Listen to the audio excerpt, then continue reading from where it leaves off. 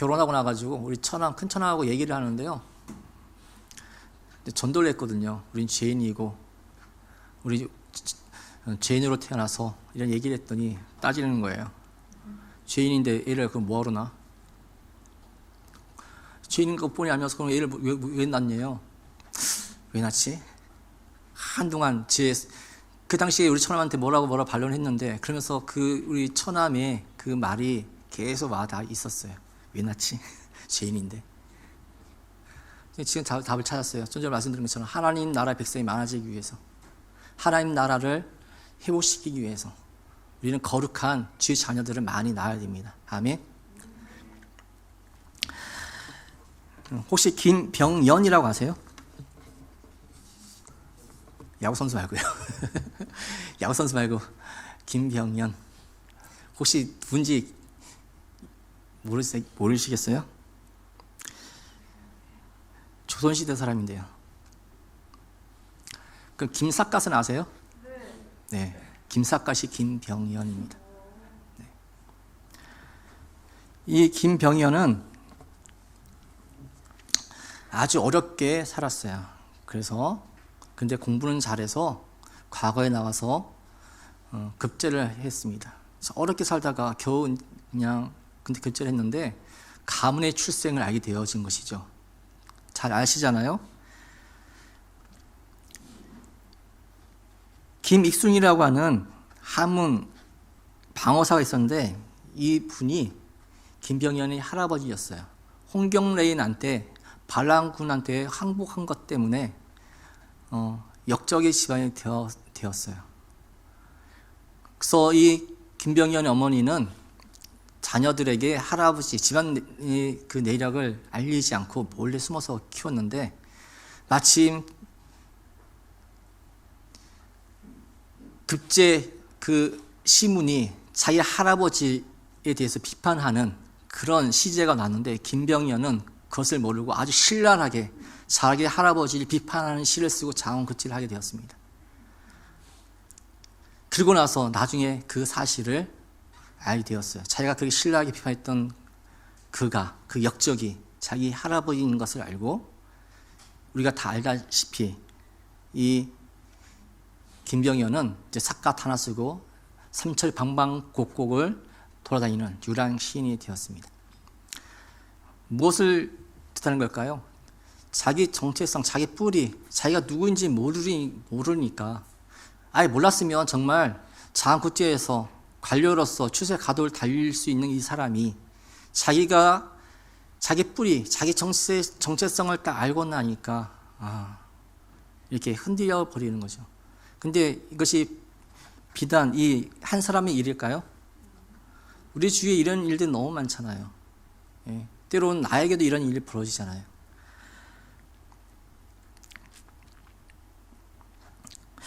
정체성, 즉 내가 누구인가를 아는 것은 무엇보다도 중요합니다. 아멘.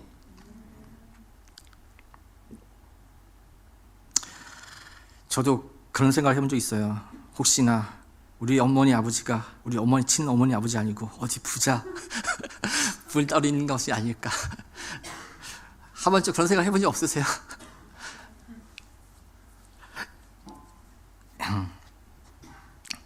자, 우리 모두는 자신의 정체성에 대해 여러 가지 관점에서 말할 수가 있습니다. 누구의 멧돼손, 누구 어떻고 저떻고.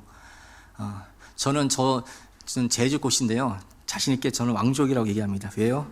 탐라국의 왕. 맞죠? 탐라국의 왕이 곳이었어요. 그래서 왕족이라고. 여러 가지 정체성을 얘기해요. 나는 어느 학교 나왔고, 나는 우리 부모님 누구고, 여러 막 얘기하는데, 특히 남자들, 나는 군대 어디 나왔다라고 자신있게 얘기하잖아요. 우리 목사님 항상 부사관 학교, 조교시라고 하시는데, 이렇게 얘기를 합니다. 근데 군대 현역 못 가신 분들은 조용히 지금 계시는데, 상관없어요.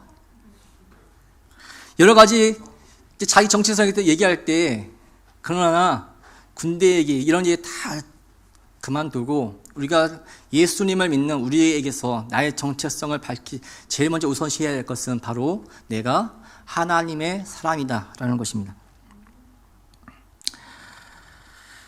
내가 누군가를 생각할 때 예수님을 믿는 우리들은 항상 기억하고 앞세우며 중요한 정체성, 내가 정말 하나님의 사람입니다.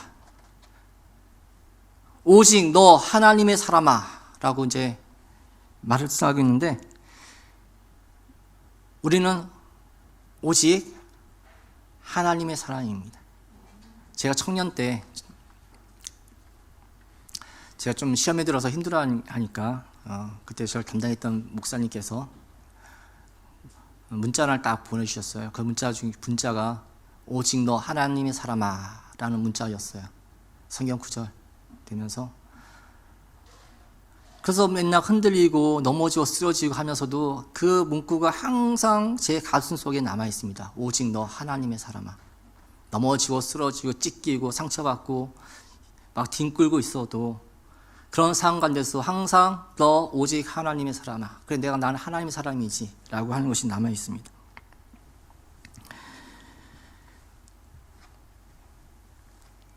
정말 내가 누군가라는 자의식 중에서 나는 하나님의 사람임을 정립하는 것이 무엇보다 중요하며 이것이 우리 삶의 출발 지점이라 여겨집니다.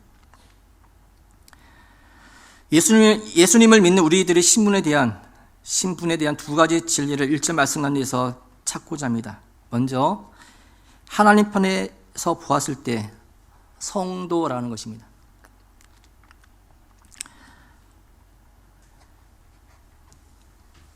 우리는 성도로 구별되었습니다. 우리는 또 이는 거룩함을 입은 자라는 것입니다.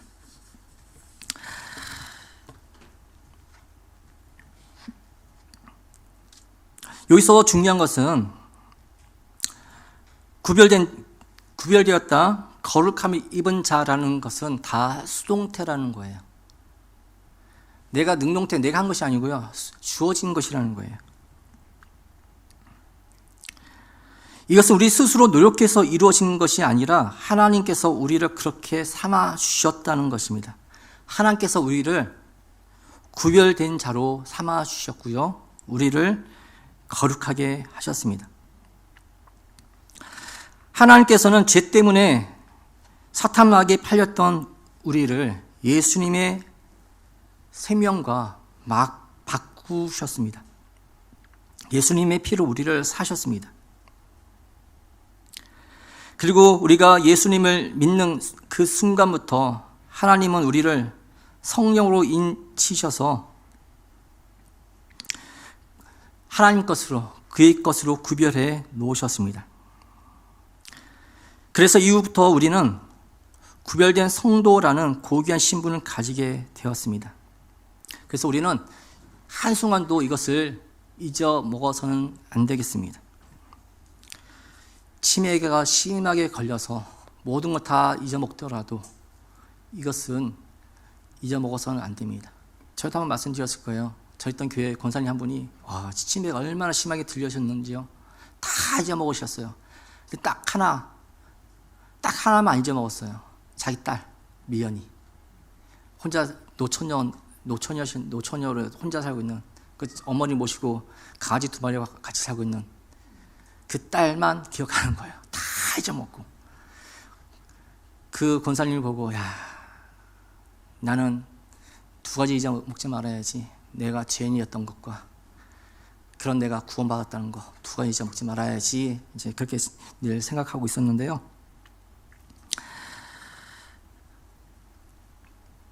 우리는 또 하나 고귀한 구별된 성도라는 것을 기억해야 할 것입니다.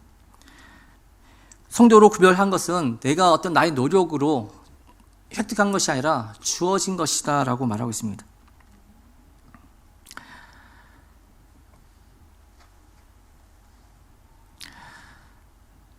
성도가 가진 두 번째 의미는 정말 거룩함을 입은 자라는 뜻입니다. 이것은 구별된 것과 깊은 관계가 있습니다. 하나님은 거룩하십니다. 그렇기 때문에 자신과 함께 있는 존재는 어떤 것이라도 거룩해야 합니다. 이런 이유로 우리는 예수 믿고 하나님 앞으로 나서는 순간 누구나 다 거룩해집니다. 아멘. 이해가 되세요? 예수님을 믿고 하나님 앞에 나가는 순간 다 거룩해집니다.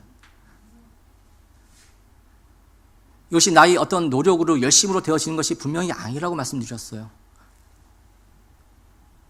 하나님께서 예수님의 피로 우리 육체와 영혼 깊숙이 물들었던 죄의 오물들 다 씻어주셨기 때문에 우리를 의롭다 하셨습니다.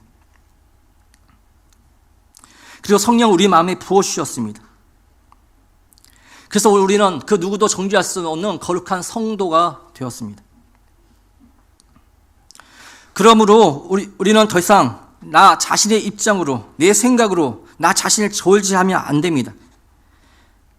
하나님의 관점에서, 시선에서 나의 신분을 확인해야 합니다. 내가 나를 볼 때 너무 잘 알아요. 내가 나 자신을 너무 잘 알잖아요. 내가 나 자신을 볼 때 어떤 사람이에요?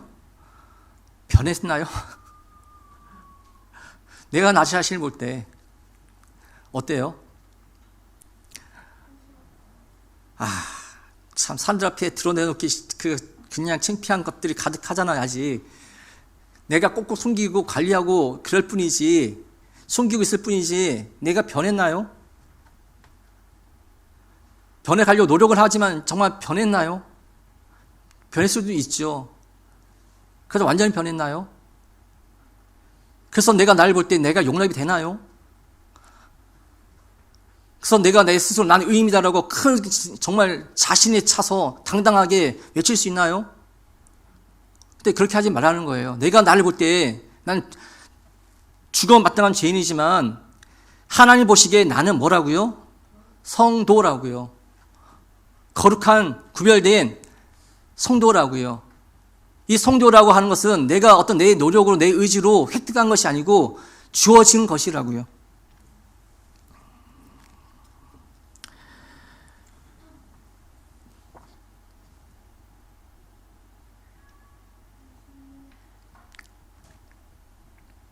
우리는 구원받았습니다.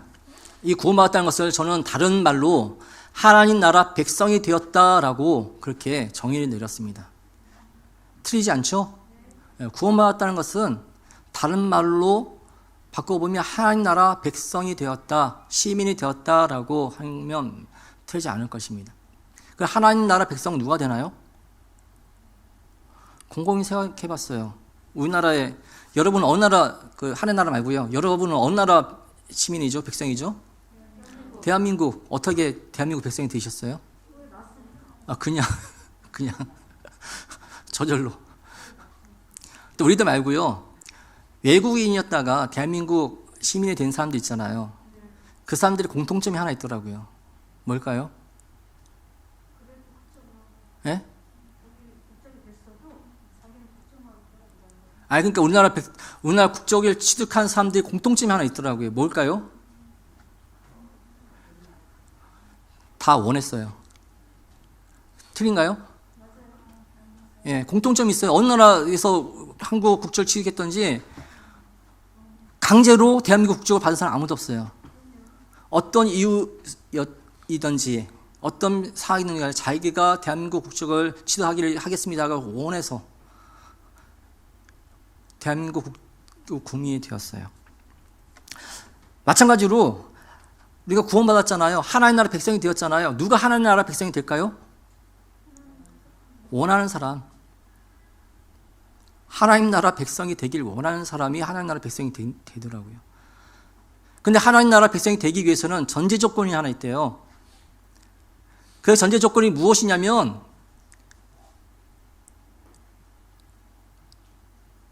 통장에 100억씩이 아니고요.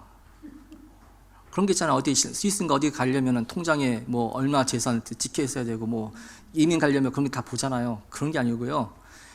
하나님 나라 백성이 되기 위해서 전제 조건 하나 있는데 그건 뭐냐면 예수님을 믿는 것이라고 말하고 있습니다. 하나님 나라 백성이 되고자 원하는 사람이 예수님을 믿을 때 그가 하나님 나라 백성이 되어집니다. 그래서 하나님 나라 백성이 되기 위해서는 너 이미 하나님 나라 법을 다 지켜야 돼. 그래야 하나님 나라 너 받아줄 거야? 이게 아니고요. 그걸 묻고 따지지도 않고 그 예수님을 믿기만 하면 어떻게 된다고요? 하나님 나라 백성이 된다고요. 근데 예수님을 싫어하면서 예수님을 거부하면서 하나님 나라 백성이 될 수가 있나요? 말이 안 되죠. 논리적으로 말이 안 되죠. 그래서 하나님 나라 백성이 되기 위해서는 예수님을 믿어야 돼요. 다른 말로 해서 저 예수님이 내 죄 때문에 십자가 못 박혀 죽으셨다. 그것을 믿어야 한다는 거예요. 그 관계를 믿어야 한다는 거예요. 그 예수님이 나를 사랑한다는 것을 믿어야 한다는 거예요. 그래서 그 예수님이 내 죄 때문에 십자가 못 박혀 죽으셨다는 것을, 그 십자가를 인정하는 자, 그가 하나님 나라 백성이 되어지고 그가 그 하나님 나라에서 하나님과 같이 살게 될 거라는 거예요. 그래서 그 하나님 나라라고 하는 그 나라의 시스템 가운데서 살아갈 거라고 한 거예요. 우리는 보통 천국 하면 어떤 생각을 하나요? 아까 목사님이 미정이한테, 미정이야 너 얼마면 되겠냐 하니까 하루에 1억. 야. 그러니까 그게 몇 개, 800 몇 년요? 근데 마치 우리가 천국을 그렇게 생각하고 있지 않나요? 내 마음껏 부귀영화 누리며 쓰고 싶은 거 다 쓰며 호화스러운 생활을 누릴 수 있는 그 곳, 나의 모든 소유를 채워줄 수 있는 그곳이 천국이라고 생각하지 않으시는가요? 우리 막연하게 천국하면 이런 것이 먼저 오는 것 같아요. 근심 걱정 눈물 없는, 그냥 지낼 수 있는, 편하게 지낼 수 있는, 살아갈 수 있는 그곳, 영원토록 나의 모든 필요가 채워지면서 내 마음대로 정말 행복하게 살 수 있는 그곳이라고 생각하고 있지는 않은가 싶어요. 물론 그럴 거예요. 근데 전제된 것이 있어요. 그것은 하나님이 통치하고 다스리는 나라라는 거예요. 그 하나님이 죄인인 나를 사랑하셔서 내 죄 때문에 대신 죽으셨어요. 죄인인 나를 사랑하셔서 대신 죽으신 그가 그 나라의 통치자예요. 야, 너 때문에 내가 죽었어. 그러면서 나를 원망하고 있는 분이 아니고, 그럼에도 나를 더 사랑하셔서 나와 영원토록 살기를 원하시는 나라가 바로 그 천국이래요. 그게 하나님 나라래요. 우리가 그것을 너무 사모해서, 너무 좋아서, 그 나라에서 거기를 원해서, 그리고 그 하나님과 사랑을 나누면서, 교제를 나누면서 그의 통치를 받기를 원하는 그 사람이 바로 하나님 나라 백성이라는 거예요. 근데 그 하나님의 통치를 거부하고, 받기를 싫어하고, 하나님과 관계를 외면하고,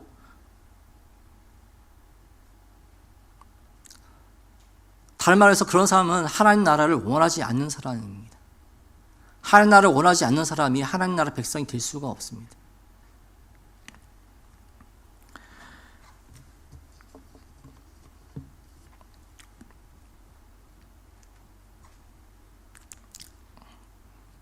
자, 대한민국 시민이시잖아요. 대한민국 백성이시잖아요. 그러니까 대한민국 법을 다 지킵니까? 무슨 목사님이 또 며칠 벌써 많이 어겼나 본데.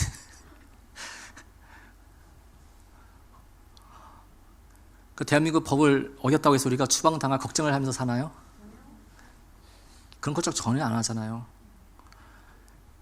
우리가 하나님 나라 백성이잖아요. 이미 하나님 나라 백성 시민이 되었잖아요. 근데 어떤 분들은 때로는 좀 잘못하고 시험에 들고 상처받고 법을 죄를 졌다고 발발 떨어요. 이 세상 나라인 이 대한민국에서도 우리가 좀 죄를 지고 잘못했다고 해도 우리 추방시키지 않아요. 대한민국 시민권을 삭제하지 않습니다. 그러나 가까이 딱지는 날라오죠. 마찬가지로 하나님 나라의 백성인 우리가 때로는 실수하고 넘어지고 범죄한다 할지라도 절대로 하나님께서 우리를 버리거나 떠나지는 않으세요. 여러분을 끝까지 지켜주시고 사랑하십니다. 근데 가끔가다 꿀밤 한 대씩 맞을 거예요. 그게 좀 많이 아프죠.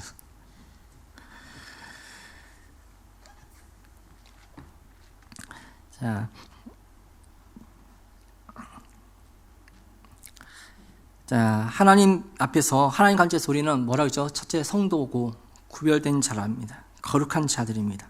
이것은 수동태라고 말씀드렸습니다. 주어진 것이에요. 내가 획득하고 취득한 것이 아니에요.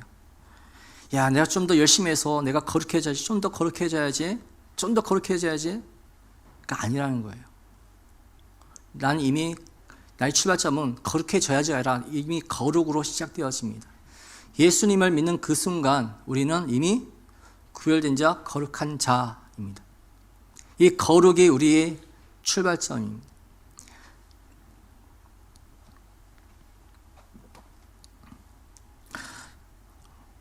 우리가 이 시간 이곳에 앉아서 예배 드리는 것조차도 이미 거룩하기 때문에 예배 드립니다. 짜증나고 몸이 뒤틀리고 졸리고 하면서 앉아 있는 이유가 뭐예요? 때로는 저도 예배 드리기 싫어요.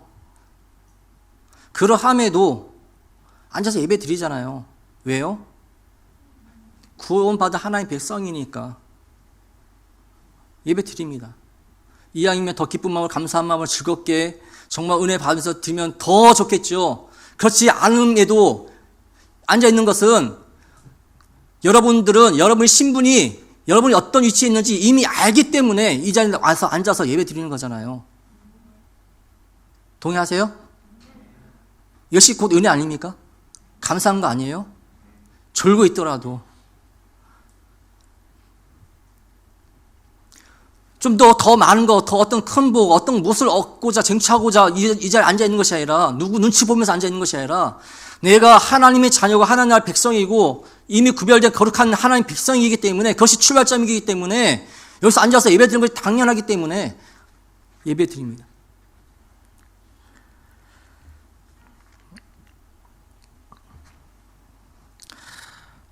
그래서 때로는 여러분 흔들리고 넘어지고 하더라도 다시 일어서세요. 다시 일어서면 돼요. 왜냐하면 하나님이 우리를 그렇게 성도라고 구별된 거룩한 자라고 인정해 주셨기 때문에 그렇습니다. 내가 좀 잘못돼서 넘어졌다 할지라도 성도라고 하는 그것을 빼앗아갈 자가 아무도 없어요. 하나님이 나를 붙잡고 하나님 나라 천국까지 끌고 가시는데, 견례해 가시는데 하나님이 손에서 나를 빼앗아갈 자가 아무도 없다고요. 혹시나 하나님의 그 손에서 나를 빼앗아갈 자가 있다고 한다면 우리는 그를 믿어야죠. 하나님보다 능력이 더 많은 하나님의 손안에서 날 뺏는 그를 믿어야죠. 근데 그런 존재가 있다고요? 없다고요? 없다고요. 그러니까 안심하세요. 단지 할 일은 죄송해요. 다시 아버지 하나님께 나아가는 거예요. 관계를 회복하는 거예요. 또 우스갯소리로 우리 은율이하고 든사하고 맨날 싸워요. 언니 방에 들어가가지고요, 화장품 이것저것 다 찍어 붙이고요. 그래, 왜 그랬어? 그러면은 뭐라는지 아세요? 은율이가? 예뻐지려고. 그러면 그 뒤처리 누가 한 일 아세요? 그 화장품값 누가 물어내게 해요? 왜요? 제가 아빠이잖아요. 둘 다 내 딸이잖아요. 그러니까 제가 책임지는 거예요. 속으로는, 겉으로 짜증난 거 하면서도 속으로는 즐거워요. 제가 그 화장품값 물어주면서 돈이 아까울까요? 아니요. 둘 다 예쁘고 귀여워요. 하나님이 우리를 보시기 그렇지 않을까 싶습니다. 우리 은율이가요, 며칠 동안 아빠하고 단둘이 집에 있었어요. 은강이가 병원에 입원해 있는데 집에 있으니까 엄마를 찾아요. 그러면서 한편으로는 엄마가 없는 걸 너무 좋아하는 거예요.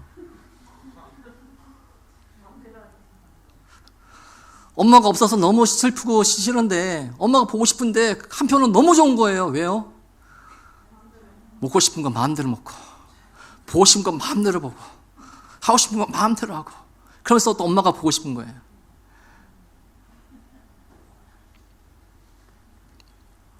여러분이 혹시 그렇지 않으세요? 하나님이 너무 좋아요. 너무 보고 싶어요. 근데 때로는 하나님이 없었으면 좋겠어요. 이번에 은혜를 보면서 그걸 느꼈어요. 하나님이 반드시 필요하잖아요. 하나님이 계셔야 되잖아요. 내가 사랑하는 하나님과 함께 있고 싶잖아요. 그래서 하나님이 없었으면 좋겠어요. 그렇지 않으세요? 그러함에도 하나님은 그 엄마는 은유를 걱정해서 보고 싶어하고, 마찬가지로 나는 때로는 하나님이 너무 나와 같이 함께 있었으면 좋겠어요 하면서 한편은 하나님 나와 없었으면 좋겠어요 얘기하면서도, 하지만 하나님은 그렇지 않으신다는 거예요.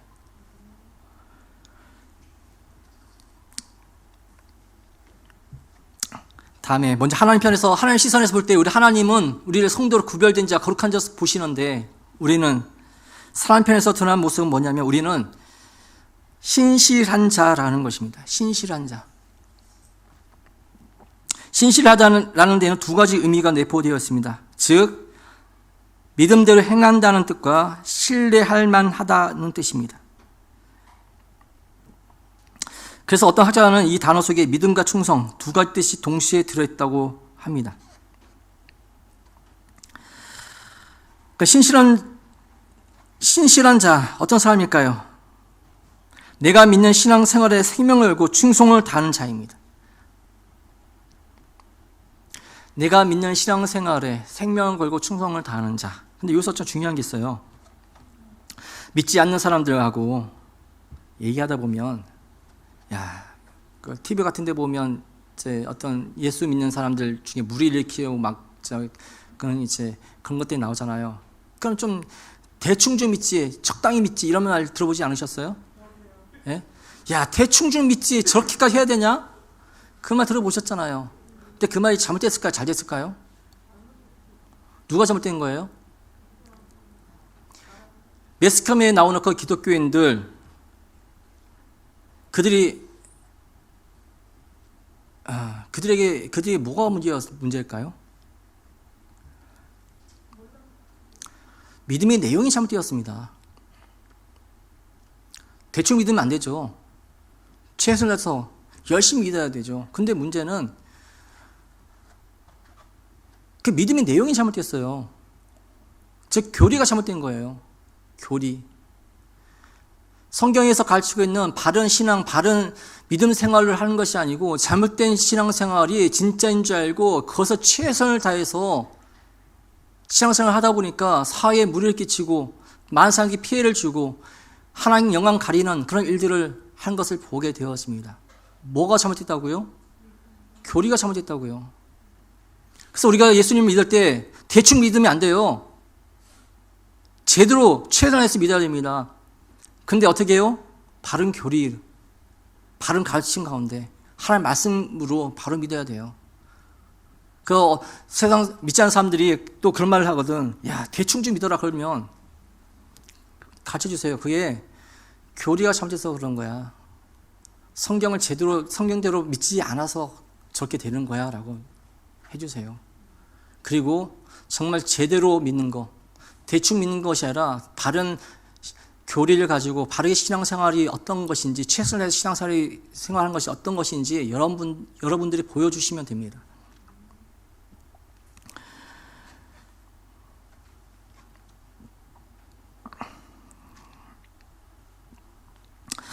이렇게 세상 사람과 분명히 구별이 가고 티가 나는 그런 사람이 신뢰할 만한 사람입니다. 신실한 사람입니다.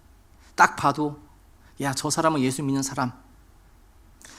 요즘은 좀 안 그런데요. 전에 좀 오래전에 어디를 가더라도 가게에 가서 뭐 하면은 제가 티도 안 냈는데 혹시 목사님이세요? 전도사님이세요? 이렇게 물어보는 분들이 있었어요. 기분이 좋아요, 안 좋아요? 좋아요. 좋죠. 내가 티도 전혀 안 냈는데 먼저 알아보고 내가 누군지 전혀 모르는, 내가 처음 가는 가게에서 한 번은 세탁소에 갔어요.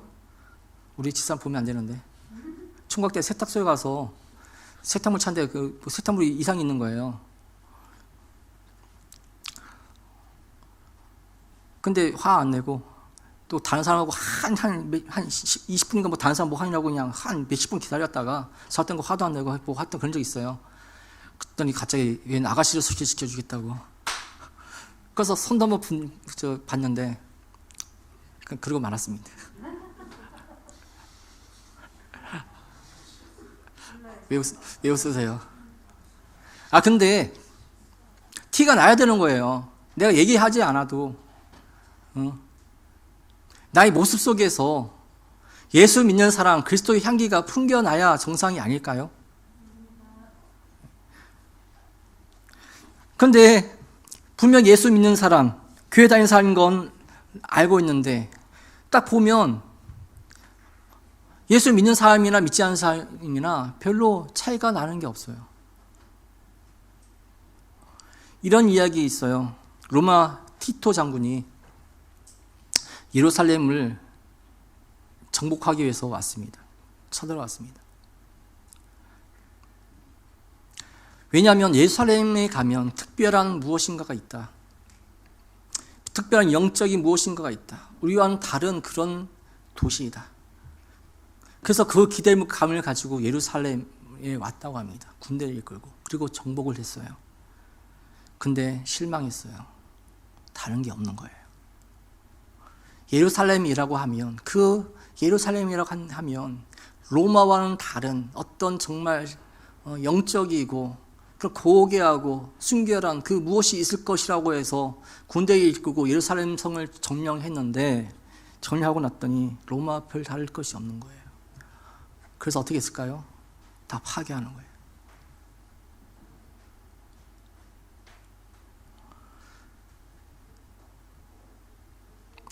세상 사람들은 교회를 보면서 무엇인가 다른 것을 찾습니다. 우리와는 좀 다르겠지.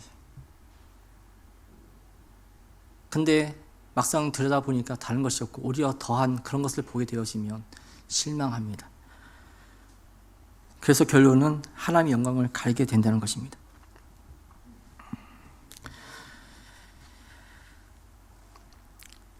우리는 절대로 애매모호한 이중 생활을 하지 않아야 합니다. 이중 생활을 하지 않나요? 교회의 삶과 세상의 삶이 다른 그런 삶을 살지는 않습니까?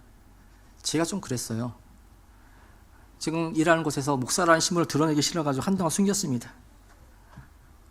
왜요? 내가 목사라고 하면 신분의 언행의 제약이 너무나 많아지기 때문에 좀 편해지고자 철저히 신분을 숨겼는데, 근데 한 번은 저를 아는 목사님이 오시면서 직원들과 수많은 손님들 가득 있는 곳에서 목사님! 나왔대요. 그 사람들이 처음에 저 사람 뭐야 하고 시선가인데, 그리고 나서 그냥 맛있게 식사하고 가시면 좋은데, 그러면서 또 다 지고 나가시면 목사님! 잘 먹었습니다.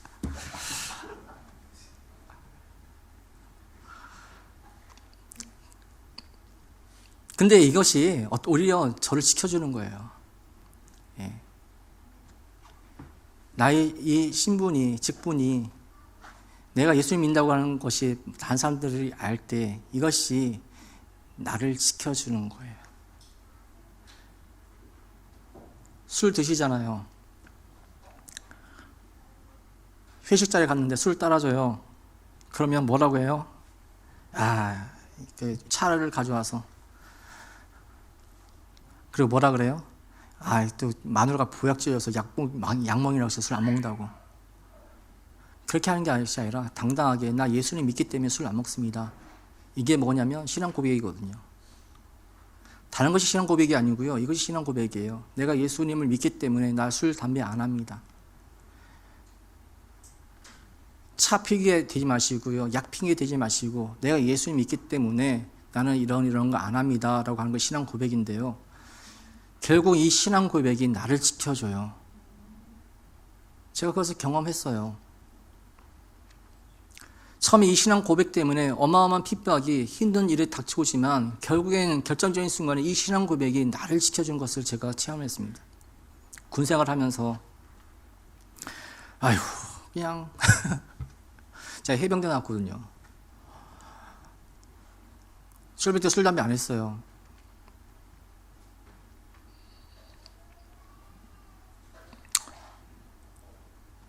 힘들었게 안 힘들었게요? 그리고 주일날에는 다른 친구들은 외출 나가고 외박 나고 해도 또 교회 가니라고 어떻게든 교회 한번 예배 드리러 가려고 갔어요. 나중에 결정적인 순간에 소대에서 고참들이 뭐라고 하냐면 야, 너 빼고 딴 놈들은 다 교회 가지 마.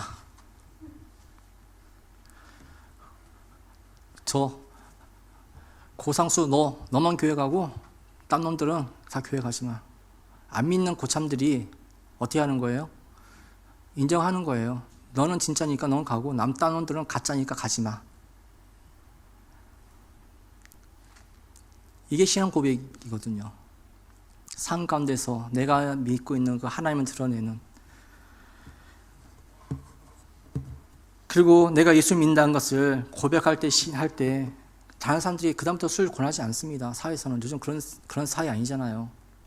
아유, 차 가져와서 뭐 이렇게 하면은 아유 뭐 아무개도 먹는데 한 잔 마셔 이렇게 주시면 확실하게 나 예수 믿기 때문에 야 이런 거 안 해요. 그러면 친구가 사라질 수 있을 망정 더 이상 신앙의 도전은 덜 할 것입니다.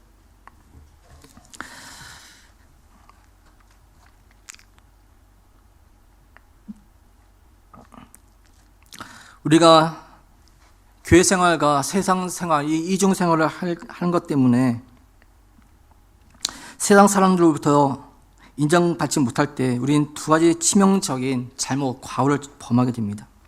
먼저 첫째는 사람들로 하여금 하나님을 대수롭지 않게 만듭니다. 동의하세요? 우리가 신앙생활 대충 하다 보면 그 모습을 보고 세상 사람들이 하나님을 대수롭지 않게 여기게 되어져요. 그냥 저들이 믿는 하나님 우선 하나님 우습게. 우리 집사람이 저한테 항상 얘기한 게 있었어요. 제가 사람들 앞에서 우리 은희 은성이 어렸을 때 좀 자주 혼냈거든요. 그렇게 하지 말래요. 당신이 사람들 앞에서 애들을 함부로 대하고 혼내면 다른 사람들도 우리 애들 그렇게 대. 이렇게 했어요.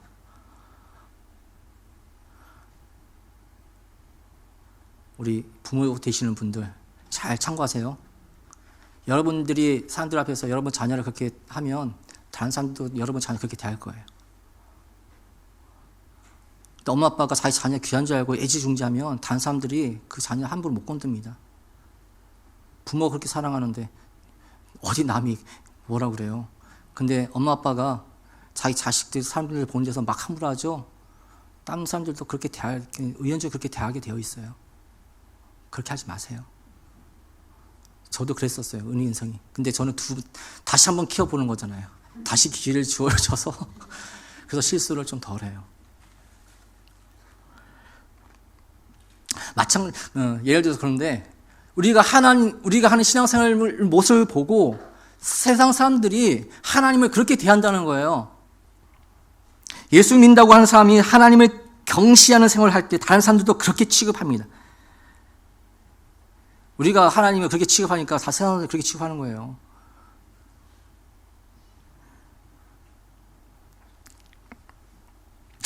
그 두 번째는 사람들의 생각에서 하나님을 추방해버립니다.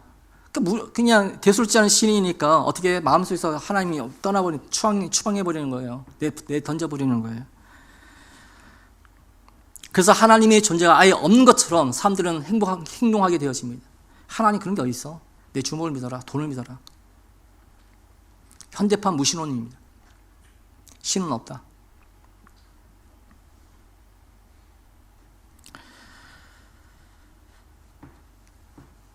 이러한 모든 심각한 상태는 바로 우리 그리스도인들이 책임을 제대로 감당하지 못한 결과임을 통감해야 합니다. 아무리 군 때와 같이 많은 사람들이 교회로 몰려온다 할지라도 이제 코로나가 끝나고 나서 전도 열심히 하고 뭐 사역하고 하면 사람들이 몰려올 거예요. 근데 우리 정체성이 확대되어 있지 않으면 그 수많은 사람이 몰려와도 아무 쓸모 없어요. 그냥 사회 집단일 뿐이에요. 정말 많은 사람들이 교회 안으로 몰려서 큰 부흥을 이뤘다 할지라도 그리스도인들에게 하나님을 경외하는 마음이 없고 예수 그리스도를 따르는 삶이 없으면 아무 소용이 없습니다.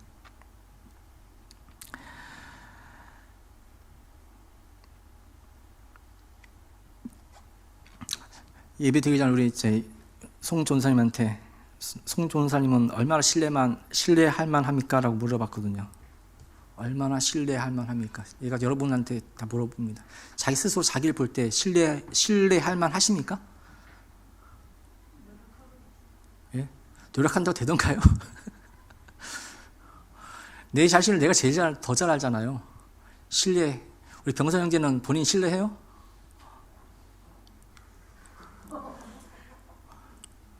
신뢰 안 하는데 쓸 수가 있을까요? 먼 길을 가야 되는데요. 내비게이션을 딱 장착했어요. 근데 내비게이션이 각각 먹통이 돼요. 그 내비게이션 달고 먼 길 갈 수 있어요? 못 가요. 시내길은 되는데 좀 나가면 안 돼. 그러면 그거 못 써요. 신뢰할 수 없어요. 총을 들고 전쟁터에 나가야 되는데 이 총이 가끔 가다가 재미에 걸려가지고 총알이 안 나가 재미 걸리는데 재미 걸려가지고 총알이 안 나가요. 이 총 들고 전쟁터에 나갈 수 있나요? 어떤 상황에서도 나가야 되잖아요. 근데 시가전 막 버리다가 갑자기 복도에서 맞은편에서 적군하고 딱 마주쳤어요. 내가 먼저 보고 총을 딱 쐈는데 총알이 안 나가요.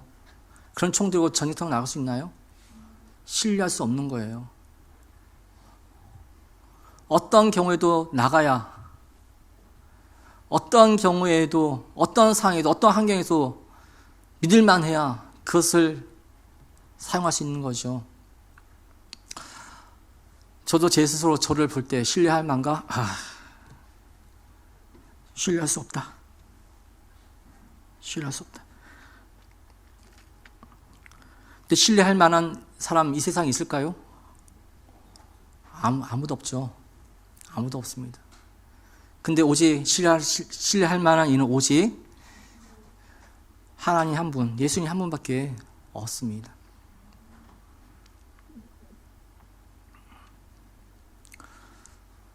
어떤 상황에서도 그분은 신뢰를 지키십니다. 그것을 지키기 위해서 자기 목숨까지 내어 놓으셨습니다. 그래서 우리는 그분을 믿고 따릅니다. 자기가 위험한 상황, 자기가 불이익을 당할 때, 난처한 상황이 처할 때 신뢰를 저버리지 않나요? 그러나 그런 상황에서 예수님은 자기 죄가 아니라 우리 죄를 대신 지고 십자가에서 죽으신 분입니다. 그리고 말씀하시는 거예요. 야, 나만 믿어. 믿기만 해. 그럼 다 해결돼. 근데 그것조차도 거부하고 인정하지 않고 싫어하는 사람들이 하나님 나라 백성이 될 수 있다고요? 없다고요. 간단해요. 하나님 나라 백성은 하나님 나라 백성이 되고 싶은 사람이 되는 거예요. 하나님 나라 백성이 되고 싶은 사람은 조건이 딱 하나예요. 뭐 10억씩 내는 게 아니고요. 그냥 예수님이 내 죄 때문에 십자가 못 박혀 주셨다는 것을 인정하고 믿고 관계를 회복하면 끝나는 거예요. 그리고 하나님의 법을 지키고 율법을 따르고 지키고는 그 다음 문제고, 이렇게 예수님을 믿고 구원받은 하나님 백성이 된 사람은 절대로 그 하나님 나라에서 추방된다고 안 된다고요? 안 된다고요. 안 된다고요. 절대 쫓아내지 않는다고요. 근데 딱지는 몇 번 끊고 혼은 나고 그러기는 하겠죠. 그러나 절대 우리를 버리거나 떠나지는 않으신다고요.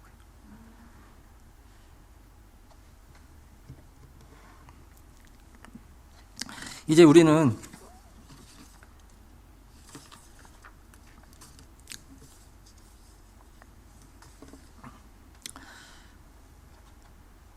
하나님 앞에서 정말 신뢰할 만한 자들이 되기 위해서 노력해야 할 것입니다. 그러나 절대 우리가 신뢰할 만한 자가 될 수가 없어요.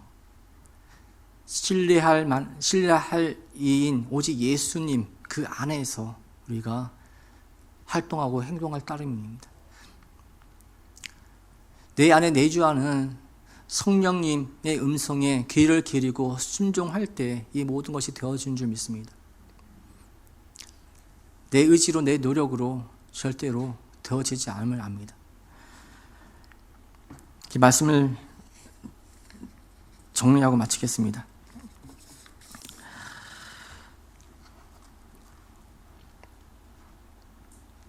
우리가 하나님이 우리를 볼 때 우리는 뭐라고요? 성도라고요. 성도.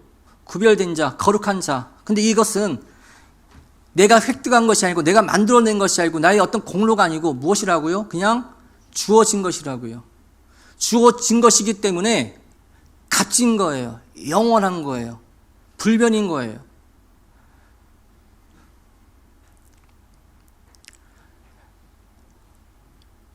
어떤 믿음이 구원받냐면 큰 믿음, 코딱지만한 작은 믿음. 어떤 믿음 구원받죠? 병상 형제. 큰 믿음이 구원받아요? 코딱지만한 작은 믿음 구원받아요? 예? 큰 믿음? 그렇지. 코딱지만한 작은 믿음을 구원받아요. 왜요? 그 믿음은 내가 만든 게 아니라고 그랬잖아요. 누가 주셨다고요? 하나님이 주셨잖아요. 하나님이 코딱지만한 작은 믿음이라도 하나님이 주셨으면 그는 구원받은 자예요. 누가 주었냐가 중요한 것이지 크냐 작으냐가 중요한 게 아니거든요. 하나님이 주었잖아요.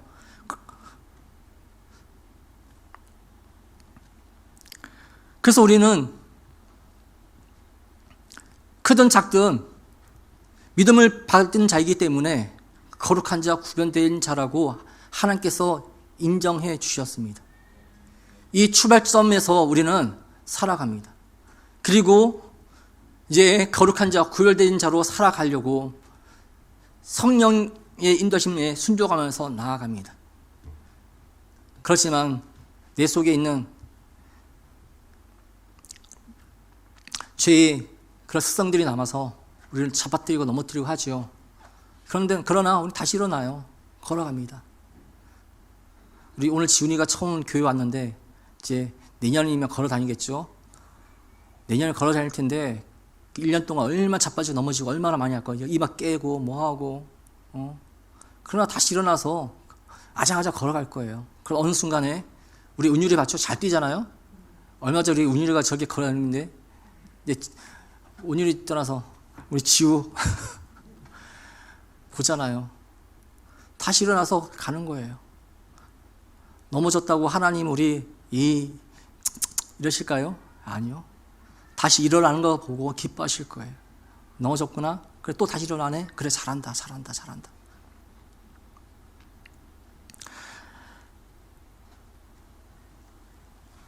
하나님이 보시기에 우리는 구별된 거룩한 성도입니다.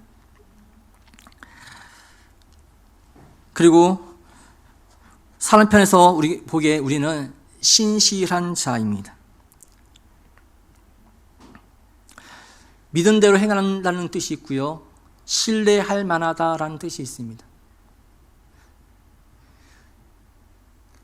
근데 믿은 대로 행할 때 우리가 중요한 거, 바른 믿음을 가졌느냐가 중요합니다. 이 세상에 믿은 대로 행하는 사람들이 너무 많아요. 믿은 대로 행하기 때문에 어떤 일을 벌이나요? 여기에 몰고 무역센터에 날라드는 거예요. 9.11 테러 보셨잖아요.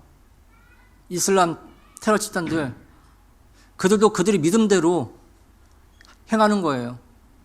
즉 그들은 그들의 이슬람 교리에 따라서 그렇게 테러를 저지르는 거예요. 근데 그게 뭐라고요?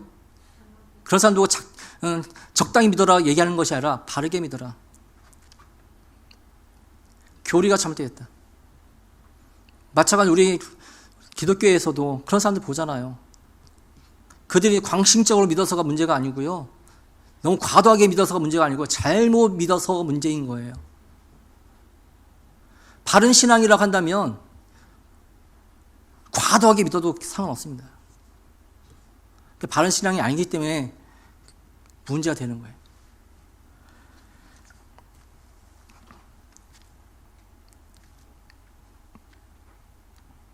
또 신뢰할 만한가? 신뢰하지 못하면 쓰임받지 못합니다. 무슨 일을 해야 하는데 기분 좋으면 나타나고 기분 안 좋으면 안 나타나고 하면 같이 일 못하죠. 근데 뭐 저도 이런 말 하면서 참 쑥스러운데 근데 그렇잖아요. 회사에서도 그런 동료하고 같이 일 못하잖아요. 우리 학생들 조평성에서 과제해야 되는데 그런 친구가 같은 조 되기 싫잖아요.